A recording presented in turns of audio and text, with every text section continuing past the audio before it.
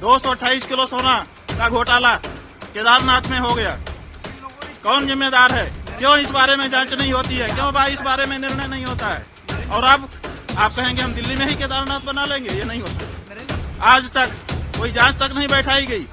तो जब वहाँ पर घोटाला हो गया तो अब आप दिल्ली में केदारनाथ बना लोगे, वहाँ पर फिर दूसरा घोटाला करोगे। नमस्कार, स्वागत है आपका अजीत अंजुम जी के प्लेटफॉर्म पर। मैं हूं नीलू व्यास। अभी आप जिनको सुन रहे थे वो हैं ज्योतिष पीठ के शंकराचार्य जी स्वामी अविमुक्तेश्वरानंद, और आज उन्होंने एक बड़े सोने घोटाले की बात की। और ये घोटाला केदारनाथ मंदिर में बताया जा रहा है, जहां पर उन्होंने कहा कि ये एक इतना बड़ा घोटाला है, लेकिन प्रेस यानी कि मीडिया के लोग इसके बारे में बात नहीं कर रहे हैं। और उन्होंने कहा कि ये 228 किलो सोना केदारनाथ मंदिर से गायब है। आज जब स्वामी अविमुक्तेश्वरानंद बात कर रहे थे, आज वो मुंबई में थे, मुंबई में वो उद्धव ठाकरे से भी मिलने गए, उसके बारे में मैं आपको थोड़ी देर में बताऊंगी।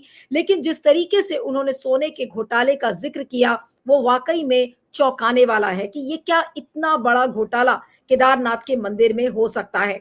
कौन खा गया इतना सारा सोना? 228 किलो सोना थोड़ा बहुत नहीं होता है। आप एक 10 ग्राम के सोने की कीमत आप इमेजिन कर सकते हैं। तो अगर 228 किलो सोना केदारनाथ के मंदिर से गायब हुआ है तो आप उसकी वैल्यू समझ सकते हैं कि वो करोड़ों और अरबों में होगी उसकी वैल्यू। अब ये सारा मामला इसलिए भी ज्यादा और तूल पकड़ रहा है क्योंकि दिल्ली में एक और केदारनाथ मंदिर बनाए जाने को लेकर कवायद शुरू हो गई है। पिछले हफ्ते दिल्ली का जो बुराड़ी इलाका है वहां पर उत्तराखंड के मुख्यमंत्री पुष्कर सिंह धामी ने शिलान्यास रखा था।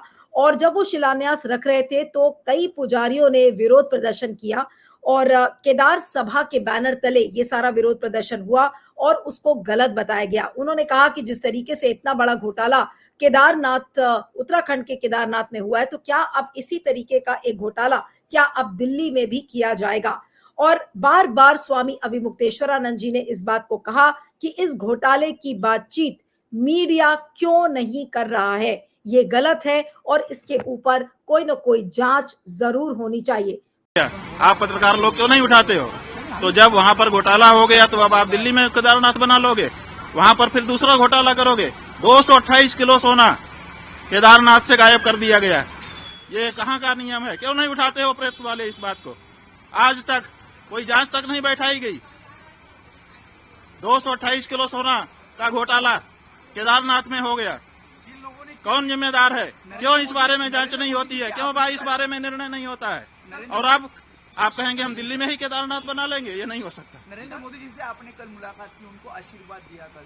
हाँ, वो हमारे पास आए थे, उन्होंने प्रणाम किया। हमारा नियम है, हम लोग आशीर्वाद देंगे, जो आएगा उसको आशीर्वाद देते हैं। नरेंद्र मोदी जी हमारे दुश्मन थोड़े हैं, हम उनके हितैषी हैं, सदा उनके हित की बात कह रहते हैं। जब उनसे कोई गलती हो जाती है तो हम उसको भी कहते हैं कि तुमसे ये गलती हो रही है। तो आपको लगता है वो हमारे दुश्मन नहीं है। आपके जरिए बीजेपी के साथ वहाँ को लेकर ऐसी कोई बातचीत? नहीं, हमारे जरिए हम कोई लाइजनर नहीं है।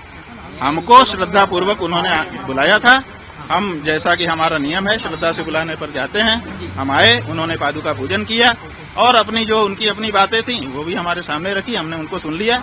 ये जो बात हम कह रहे हैं वो हम अपने मन की बात कह रहे हैं और पूरे महाराष्ट्र की जनता की बात है। यानी कि कटघरे में यहाँ पर पुष्कर सिंह धामी की सरकार है, यहाँ पर कटघरे में केंद्र सरकार भी होगी, क्योंकि जो केदारनाथ का ट्रस्ट है और जिस तरीके से वहां पर टूरिस्ट आते हैं, जिस तरीके का एक अट्रैक्शन मिल रहा है और पूरा जो केदारनाथ है जिसमें कि केंद्र सरकार बहुत ज्यादा रुचि लेती है, तो यहाँ पर केंद्र सरकार, क्योंकि ये डबल इंजन की सरकार है, और अगर डबल इंजन सरकार की नाक के नीचे इतना बड़ा घोटाला हो रहा है तो सवाल तो यहाँ पर मोदी जी से भी पूछे जाएंगे और सवाल पुष्कर सिंह धामी जी से भी पूछे जाएंगे। अब 4 धाम यात्रा को लेकर आपने देखा है कि वहां पर कितना लाव लश्कर फैलाया गया है, किस तरीके से सड़कों का चौड़ीकरण हुआ, वहां पर उसका विस्तारीकरण हुआ है।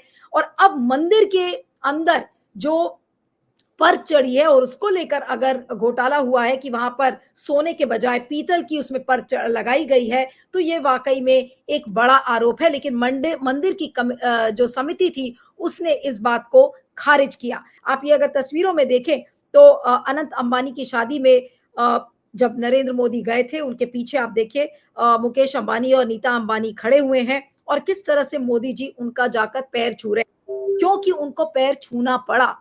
वो अपने सिंहासन पर विराजमान थे और शंकराचार्य के पैर उनको छूने पड़े। वही शंकराचार्य जिन्होंने प्राण प्रतिष्ठा का जो समारोह था उसका विरोध किया था, क्योंकि वो हिंदू रीति रिवाजों के खिलाफ था।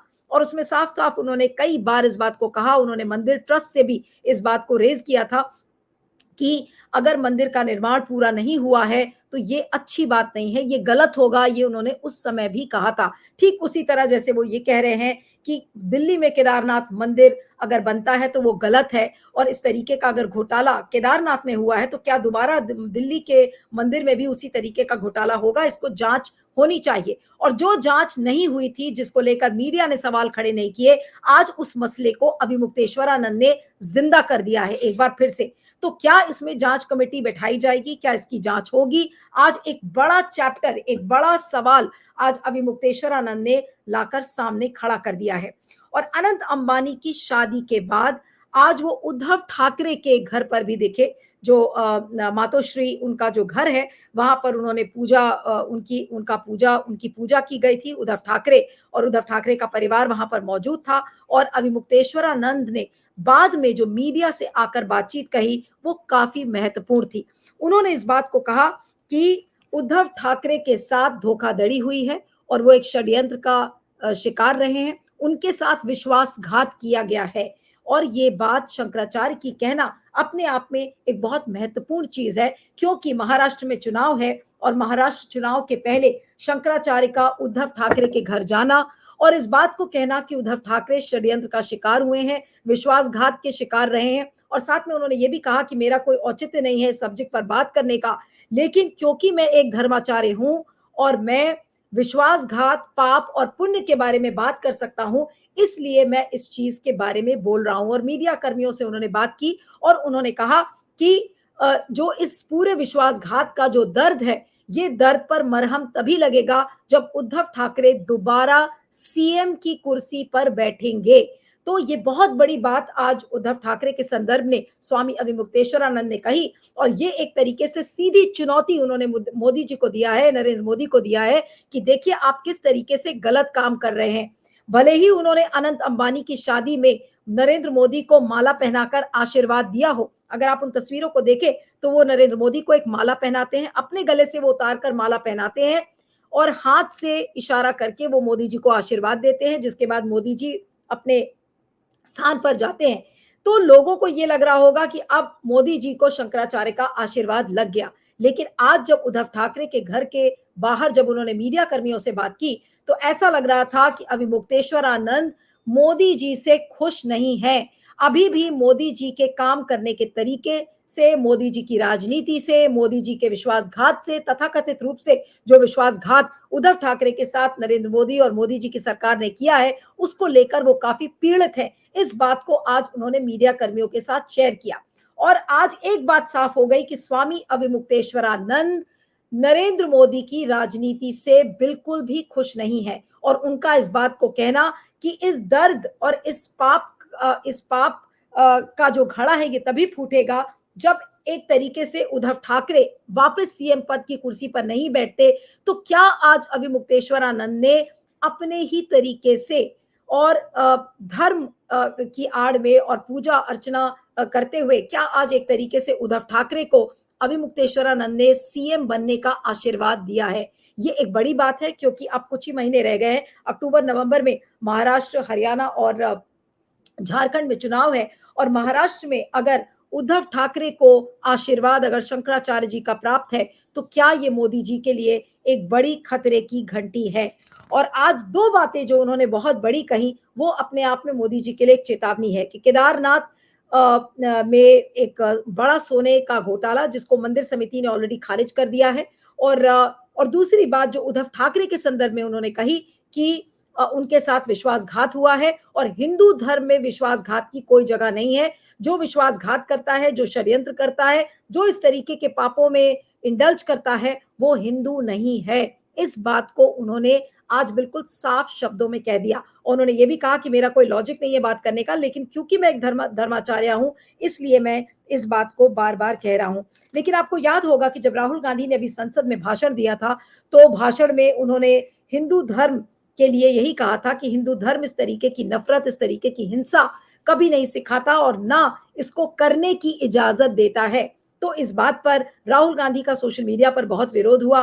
तमाम बीजेपी के नेता उनके खिलाफ खड़े हो गए। खुद प्रधानमंत्री नरेंद्र मोदी संसद के अंदर ये कह रहे थे कि ये तो पूरे हिंदू धर्म को हिंसक बता रहे हैं। तो उस बयान पर भी शंकराचार्य ने अभी कुछ ही दिन पहले उन्होंने कहा था कि राहुल गांधी ने ऐसी कोई बात नहीं कही जो अधर्मी हो, जो हिंदू विरोधी हो। तो उन्होंने राहुल गांधी का सपोर्ट किया। तो पहले उन्होंने राहुल गांधी का सपोर्ट किया और आज अब वो उद्धव ठाकरे का सपोर्ट करते हुए नजर आ रहे हैं। कई लोग अब आज इस बात को बोलेंगे कि ये तो अब इंडिया अलायंस के धर्मगुरु हैं और इनको कांग्रेसी कहा जा रहा था, इनको पहले भी यही कहा जा रहा था कि वो तो कांग्रेस के एजेंट हैं। इनको किस तरीके से ट्रोल किया गया था, आपको याद होगा कि जब उन्होंने ठुकराया था जो उसका निमंत्रण पत्र था राम मंदिर का, उन्होंने कहा था कि मुझे इजाजत, मेरा धर्म मुझे इजाजत नहीं देता कि मैं राम मंदिर की प्राण प्रतिष्ठा सेरेमनी में जाऊं। तो उसको लेकर उनकी बहुत ट्रोलिंग हुई थी और तमाम तरीके की आलोचना उनकी सोशल मीडिया पर हुई थी, लेकिन वो उस आलोचना से टस से मस नहीं हुए और आज उन्होंने एक बार फिर से साबित कर दिया कि धर्म की आड़ में राजनीति करने वाले हिंदू नहीं होते। मोदी मीडिया ने एक बार भी इस चीज को लेकर रिपोर्ट नहीं किया कि केदारनाथ मंदिर का जो सोना घोटाला है उसको लेकर पुजारियों ने प्रदर्शन किया था पिछले हफ्ते जब दिल्ली में इसका शिलान्यास पुष्कर सिंह धामी ने किया। तो ये सारी खबरें गायब हैं और खबरें गायब हैं इस वजह से भी आज स्वामी अविमुक्तेश्वरानंद जी ने ये कहा कि मीडिया इसको क्यों नहीं कवर कर रहा है और बड़े भरे मन से उन्होंने कहा कि मीडिया को इसकी जांच करनी चाहिए, इस पर जांच होनी चाहिए कि इसकी सच्चाई क्या है। हालांकि मंदिर कमेटी ने इसको खारिज कर दिया था। पिछले साल की जब खबर थी तो पिछले साल ही की एक प्रेस विज्ञप्ति में इस बात का खंडन हुआ था। ये देखिए वो ये प्रेस विज्ञप्ति है जिसमें कि इसको खंडन किया गया ये कहते हुए कि एक दानीकर्ता ने हमें पैसे दिए थे जिसकी वजह से इस पद पर चढ़ाई गई थी और तमाम उस तरीके की चीजों को लेकर और उस पर सोने की पर चढ़ाई गई है उसको लेकर एक क्लैरिफिकेशन आया, लेकिन और ये सारी खबर दब गई। लेकिन आज एक बार फिर से जब दिल्ली में केदारनाथ मंदिर बनने की बारी आई है तो अविमुक्तेश्वरानंद ने उस इशू को फिर से उठाया है। तो एक तरफ केदारनाथ के मंदिर के इशू को उन्होंने उठाया और दूसरी तरफ उद्धव ठाकरे को उन्होंने आशीर्वाद दिया। यानी कि एक तरफ वो बीजेपी के जो गलत कार्य हैं उनको वो दर्शा रहे हैं और दूसरी तरफ इंडिया अलायंस के ही उद्धव ठाकरे हैं या फिर राहुल गांधी क्यों ना हो उनको वो आशीर्वाद देते हुए नजर आ रहे हैं। तो ये एक क्लियर डिवाइड नजर आ रहा है कि जो इंडिया अलायंस जिस हिंदुत्व की बात कर रहा है या राहुल गांधी जिस हिंदू धर्म की बात कर रहे हैं उसमें और बीजेपी के हिंदू धर्म में कितना फर्क है। वो ये बताने की कोशिश कर रहे हैं कि बीजेपी जिस हिंदू धर्म की बात करती है उसमें सारे गलत काम भी हो रहे हैं, उस पर जांच होनी चाहिए लेकिन जांच नहीं हो रही है। लेकिन राहुल गांधी जिस हिंदू धर्म की बात कर रहे हैं या फिर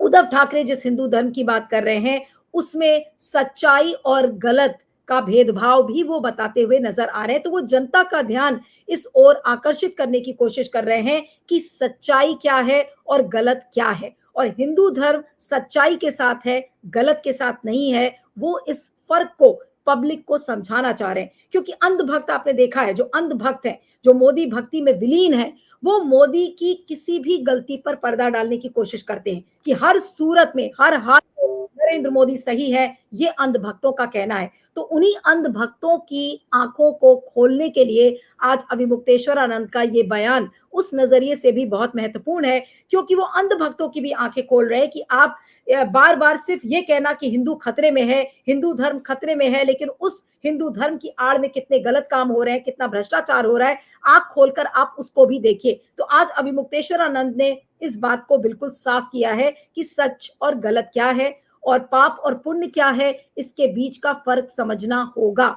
इस वीडियो पे आपका फीडबैक का मुझे इंतजार रहेगा। आप बने रहिएगा मेरे साथ अजीत अंजुम जी के प्लेटफॉर्म पर। Thank you.